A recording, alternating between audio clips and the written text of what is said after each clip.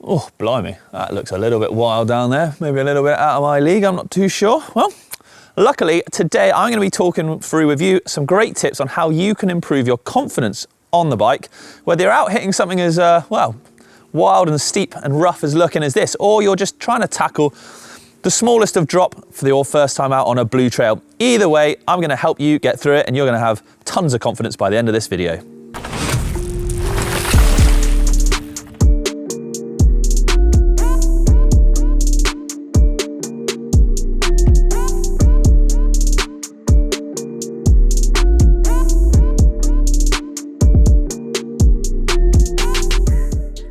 Ride as much as you can. Now, I bloomin' love riding and love getting out on my bike, so that is a definite bonus. And I know for a lot of people out there, it's a lot easier said than done. I mean, not everyone's job involves riding a bike, but getting the most amount of bike time you can in will get you really used to just how things feel and confident on your bike, and therefore, like I said, raise your overall confidence. A great example of how more time on the bike can really pay dividends is, well, the pros. Those guys spend every waking moment on their bike and just look how good they are. I mean, I know it's not going to be the same for us mere mortals. We can't do it quite like they can, but they will practice over and over and over again, which leads me nicely actually onto repetition. Repetition then, doing something over and over and over again. I've said it before in my other videos and I'll say it again because, well, repetition. But hitting an obstacle over and over again, even if you start small and work your way up like a drop, it's really going to boost your muscle memory, how you do it, your skills and your confidence. The more you start cleaning through that section, that drop, that jump, whatever, is going to positively reinforce in your head that you can do it, and therefore you won't think about it as much the next time it comes to one. Simples. Mix it up. Don't just ride that same old trail you've been doing over and over again, old faithful blue as you probably call it. It's not going to help you in the long run, and when your friends eventually lure you onto that red route, you might end up feeling a little bit out of your depth. Next time you head out for a spin then, why not try and hit something that you normally wouldn't session? I mean, I don't go saying like hit the biggest, gnarliest double black you can find, but a lot of trail centers these days will have split lanes on their loop. So a red route might have a little blue alternate, or vice versa. The blue loop might have a little tougher red alternate line you could take. So why not try and hit that red line? It's generally going to be pretty safe to do so, and it could really help boost your confidence when you make it through it.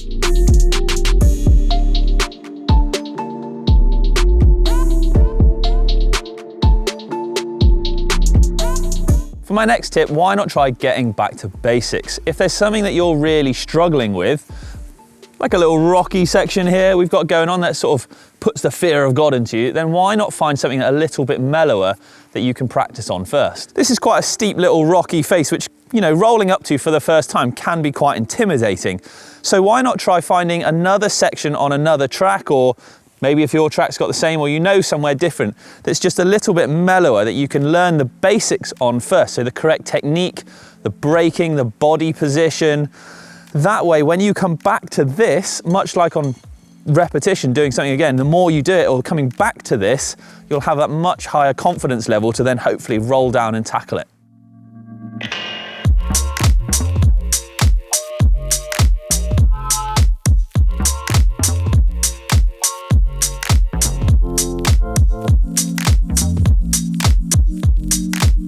Today is a pretty gnarly day on the trails, and luckily, you can't quite see it, but underneath what I'm wearing, except on my head, I've got all the correct protective gear.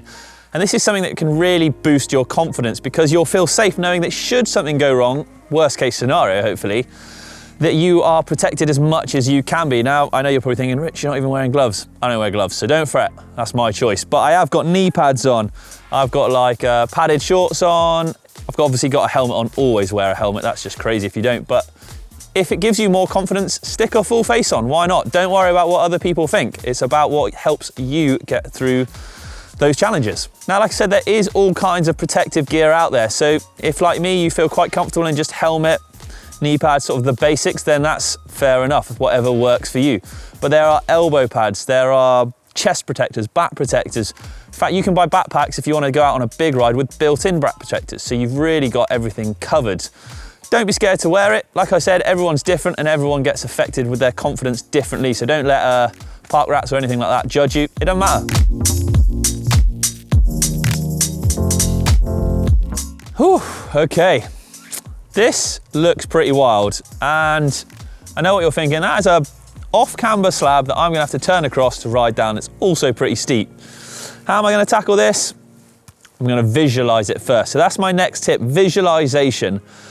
And more important, like, this is really important, I think, because it actually helps reinforce in you that you can do something. So if something like this is terrifying you, but you really want to do it, I'm gonna walk back up the track here and I'm actually gonna sort of just close my eyes and visualize myself in my head going through the motions of how to do it and getting down it cleanly and safely to sort of install in me that, you know, I can do this, that it is doable and I have got the skills.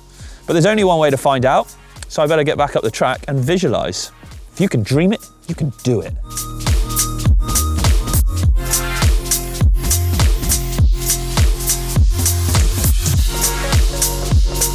There's nothing like the feeling of feeding off all the positive energy when you're out riding with your buddies. Getting all the group together, the boys, the girls, everyone together is really good fun and it makes all your worries go away.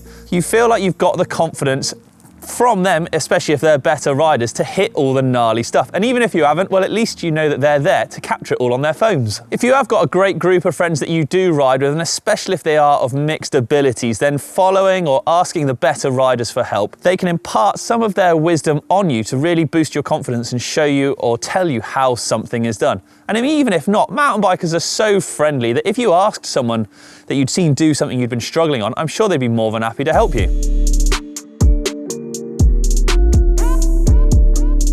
If you ride on your own a lot, then the internet can be a wonderful place for instructional and tutorial type videos to help you along the way. I know of a few videos, I might have even been in some myself. But actually, if you want that real world one-on-one help, then getting a coach can take your riding and elevate it to that next level. A good coach will not only help you improve upon the basic skills that you already have, but actually point out some of the bad habits that you also have as well, eradicating those.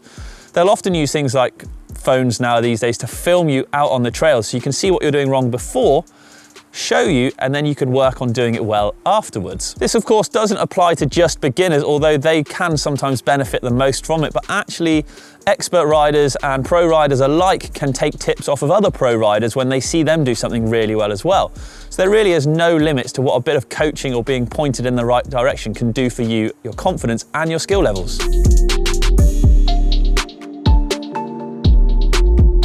Confidence in the bike can lead to confidence in your head and therefore out on the trail. So knowing that your trusty steed here is working as well as it can be and prepped for the conditions and type of riding that you're going to do is really going to pay off in the long run. So for today, it's a pretty miserable day. It's muddy. I've got some nice spiky tires on, so I know that I've got as much grip as I can.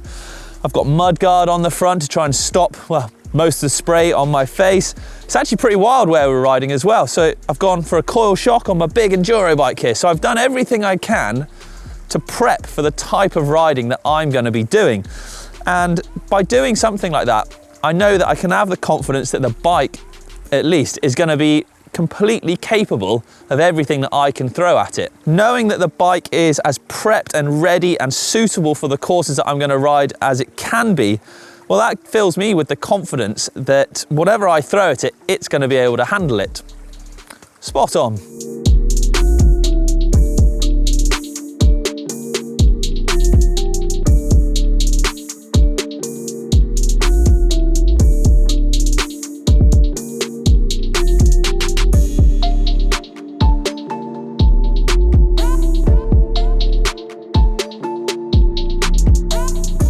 That's it then for my tips on how to improve your confidence when you're out riding. I really do hope you've managed to take some useful things away from this and improve your riding.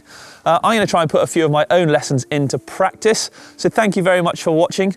As always, if you did like this, let me know what you thought in the comments. Hit the old subscribe button and I can't wait to see you out on the trails. Thanks a lot, everyone.